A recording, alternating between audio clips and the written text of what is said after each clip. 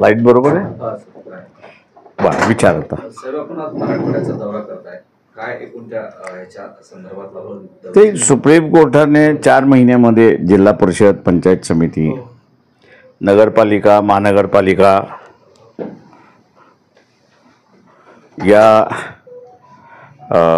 निवडणुका घ्या म्हणून सांगितलेलं आहे. त्याच्यामुळे आता ह्या निवडणुका ऑक्टोबर-नोव्हेंबरपर्यंत पार पडतील अशी असणारी परिस्थिती आहे. तेव्हा संघटनेला ऑइलिंग करण्याच्या दृष्टिकोनातून आम्ही असाला आता फिरायला लागलेलो आहोत. आणि संघटन मजबूत असेल तर जिंकणं हे शक्य आहे. आणि म्हणून संघटनेला ऑइलिंग करण्यासाठी आम्ही असताना बाहेर पडले होतो. आता सर, आपण मगाशी लातूरमध्ये असं होतं की भाजप सोडून इतर पक्षाशी आपण युती करायची इच्छुक आहात. हो, म्हणजे आपला प्रस्ताव तसा आहे की मग त्यात राष्ट्रवादी अजित पवारांची असेल किंवा शिंदेची शिवसेना असेल, त्यांच्या बाबतीत हा आपण सकारात्मक युतीसाठी आहात. हा, म्हणजे आता बेसिकली जे त्यांच्याकडून बाहेर पडतील, समजा राष्ट्रवादी बाहेर पडली तर आम्ही त्यांच्यावर बोलायला तयार आहोत. एकनाथ शिंदे शिवसेना हे बाहेर पडली तर त्यांच्याबरोबर बोलायला तयार आहोत. काँग्रेसवाले त्यांच्याबरोबर नाही आहेत. त्याच्यामुळे काय प्ले आउट होते हे बघणं महत्त्वाचं आहे त्याच्यामध्ये. त्याच्यामुळे ठाम आमचं जे आहे ते BJP बरोबर नाही, ते आम्ही बाहेर केलं. उरलेल्या सगळ्यांबरोबर आमचे दरवाजे मोकळे आहेत. आज एक महत्त्वाची घटना राज्यात घडामोड झालेली राजकीय. छगन भुजबळांना पुन्हा मंत्रिपदाची संधी मिळाली. जे इतक्या दिवस ओबीसीवर अन्याय झाला असं भुजबळांच्या बाबतीत बोललो, ज्याच मुंडेला डावळलं तिथं भुजबळांना घेतलं जाते. खरंच आता ओबीसींना शासकीय न्याय मिळाला असं म्हणता येईल त्याच्यावरून?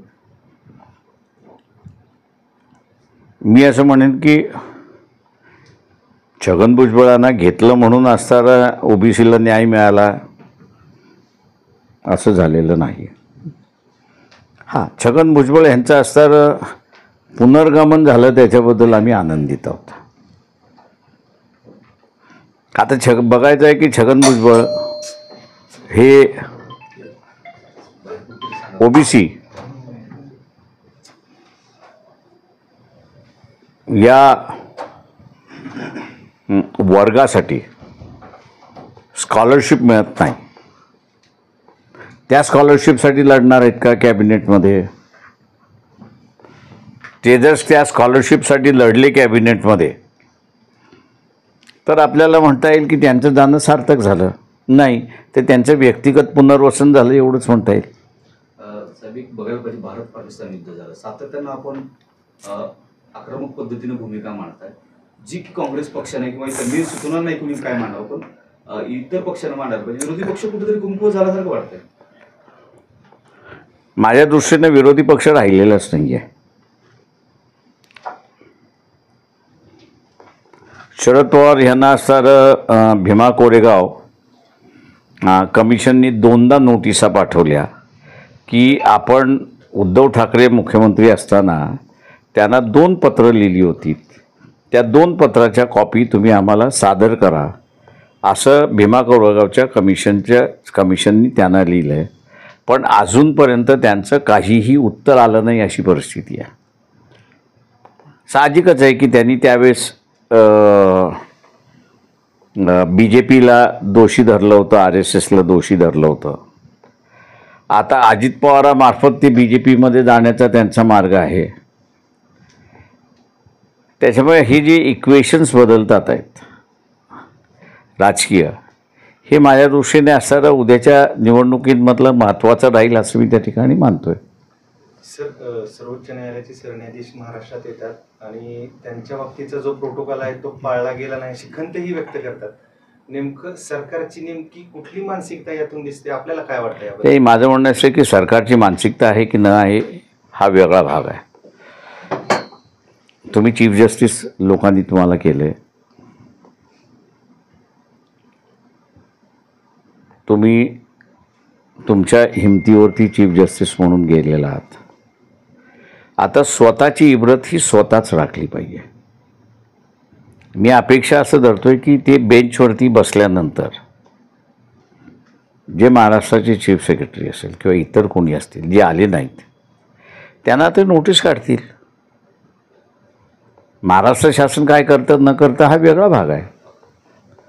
पण तुम्ही चीफ जस्टिस म्हणून त्या चीफ जस्टिसच्या गादीची गरिमा ठेवणार आहात की नाही,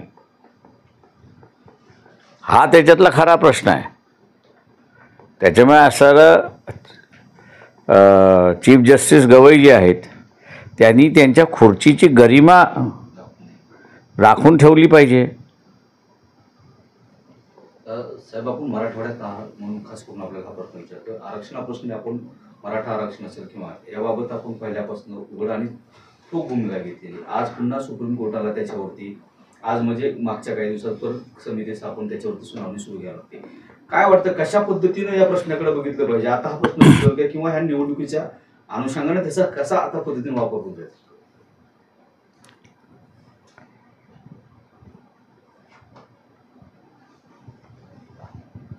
मी असं मानतोय त्याच्यामध्ये की हा जो रयतेतला मराठा आहे हा जोपर्यंत कणा दाखवत नाही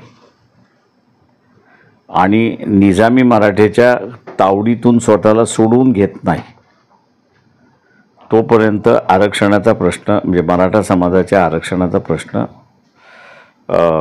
निकाली लागेल असं मला वाटत नाही.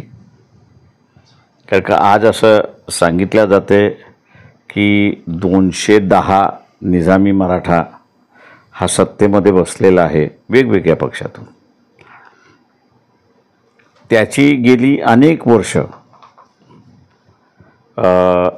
हेच राहिलेलं आहे की सत्ता ही मराठा समाजाकडे असावी, पण ती रयतेतल्या मराठाकडे न जाता ती निजामी मराठ्याकडे राहिली पाहिजे. हा त्यांचा खेळ त्यांनी यशस्वीरित्याने राबवलेला आहे. तेव्हा यापुढे राबवतील असं मी अपेक्षा धरतोय की इलेक्शन आलं, सुप्रीम कोर्टाच्या बोर्डावरती आली, इलेक्शन संपलं की ती कोर्टाच्या बोर्डावरनं गायब होईल. मग पुन्हा इलेक्शन आलं की पुन्हा येईल.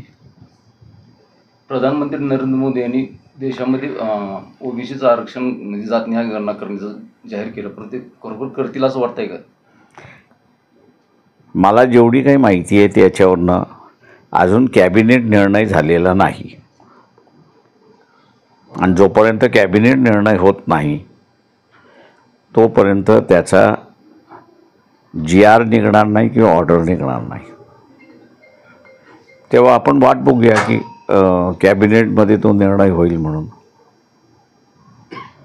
सर, ऑगस्ट 2024 मध्ये सर्वोच्च न्यायालयाने SC आरक्षणामध्ये उपवर्गीकरण करण्यासाठीचे आदेश दिले.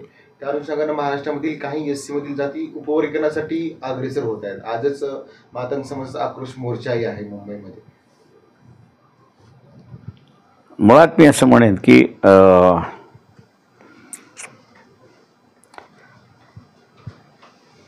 एक वर्ग फायदा घेतलेला आहे आणि दुसरा वर्ग जो आहे त्यांनी फायदा घेतलेला नाही. हा SC मधल्या ज्या 17 वेगवेगळे समाज आहेत त्याला हा लागू आहे. अंमलबजावणी ज्यावेळेस होईल त्यावेळेस जे मागणारे जे आहेत हे त्यांच्या भूमिकेशी कायम राहतील याच्याबद्दल मला शंका आहे. संजय राऊत यांचं नरकातील स्वर्ग हे पुस्तक वाचले तुम्ही? मी नाही वाचत. मी वाचायचंच बंद केलं आता. साहेब, आपण म्हणताय की देशात विरोधी पक्षच राहिलेला नाही आणि आपण एकीकडे दौराही करतायत स्थानिक स्वराज्य संस्थेच्या अनुषंगाने.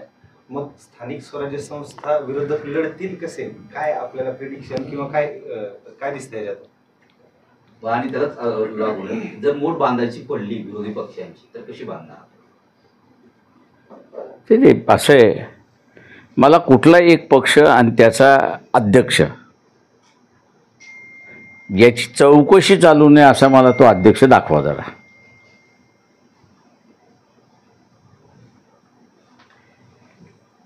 आता सगळ्यांची चौकशी चाललेली आहे, तर कोणाला जेलमध्ये जाण्याची इच्छा नसते. आणि मग जेलमध्ये जायचं नसेल तर मग मोदीला सांगतील तुला जे करायचं ते कर, आम्ही काय केलं पाहिजे तेवढं सांग, आम्ही करतो.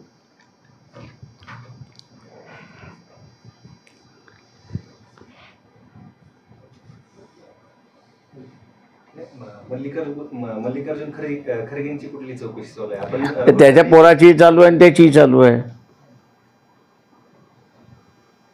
सोनिया गांधीला बोलवलं, राहुल गांधीला बोलवलं, त्याच्यानंतर खरगेला बोलवलं होतं. सर, आपण पाकिस्तानच्या हमल्यावरती वारंवार एक भूमिका स्पष्टपणे आता असं भाजपचा आयटी सेल असेल किंवा हे असेल काही पाकिस्तानच्या बाजूने किंवा काही ड्रॉबॅक जर हुडकून काढले तर त्या आयटी सेल त्यांना पाकिस्तानी किंवा गद्दार ठरवतो. पाकिस्तानी किंवा गद्दार ठरवतो. विशेषतः राहुल गांधी बाबतीत ते घडत आहे. त्यांचे मीम्स वगैरे बनवले जात आहेत किंवा त्या पद्धतीने त्याला प्रेझेंट केलं जातं. माझं म्हणणं असं, म्हणून मी म्हटलं ना की जसं भारताने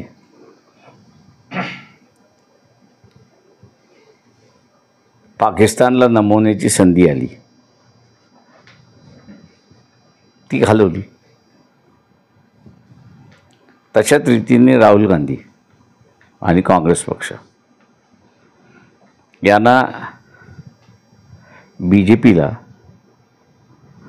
पूर्णपणे बदनाम करता आलं असतं, पण मौन पाळून आहेत. आणि मौन पाळून असल्यामुळे BJPवाले मौन पाळणाऱ्याला बदनाम करत बसलेत.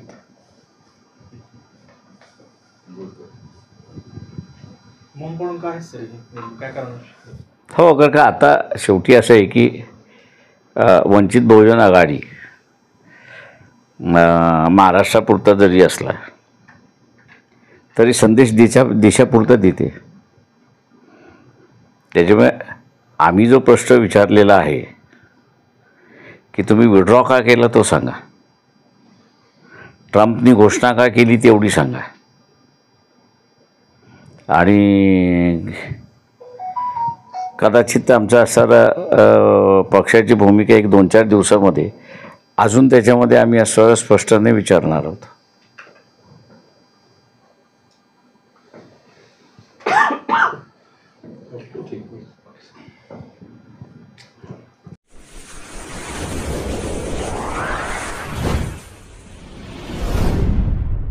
वीर महाराष्ट्र न्यूज चॅनलला लाईक आणि सबस्क्राईब करा. धन्यवाद.